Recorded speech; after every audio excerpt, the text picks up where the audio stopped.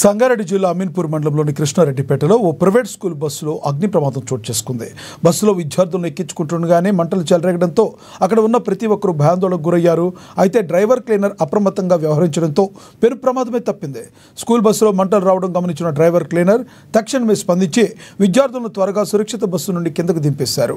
దీంతో బస్సులోని పిల్లలకు ఎటువంటి గాయాలు కానీ ప్రాణ నష్టం కానీ జరగలేదు.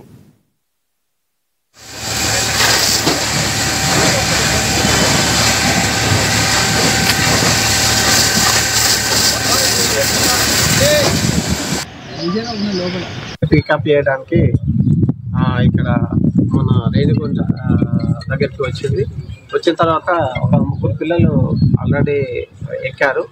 ఎక్కిన తర్వాత కింద బ్యాటరీ దగ్గర చిన్న పొగలు వస్తుంటే అపార్ట్మెంట్ వాచ్మెన్ డ్రైవర్ గారికి అప్రమత్తం చేయడం జరిగింది. అక్కడ షార్ట్ సర్క్యూట్ ఆ పిల్లల్ని వెంటనే దింపడం కూడా జరిగింది. డ్రైవర్ గారు అప్రమత్తమై ఆ షార్ట్ సర్క్యూట్ వల్ల ఫైర్ యాక్సిడెంట్ అయింది.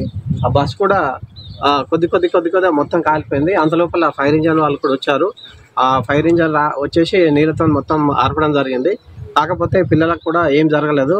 అందులో పాత బస్సు కూడా కాదు, ఇది కొత్త బస్సు, మొన్ననే రిజిస్ట్రేషన్ అయింది. ఇందులో ఏదో బ్యాటరీ ప్రాబ్లం వల్ల షార్ట్ సర్క్యూట్ జరిగి ఎవరికి ఏమి ఇబ్బంది కాకుండా చాలా సురక్షితంగానే ఆ పిల్లలు ముగ్గురుంటే దిగిపోయారు. ఈ బస్సు కూడా మొత్తం ఫైర్ ఇంజన్ చార్పేయడం జరిగింది. ఎవరికి ఎలాంటి హాని జరగలేదు. ఇక ముందు కూడా ఇట్లాంటి ఏం జరగకుండా మనము జాగ్రత్తలు తీసుకోవాలని మేము స్కూల్ యాజమాన్యానికి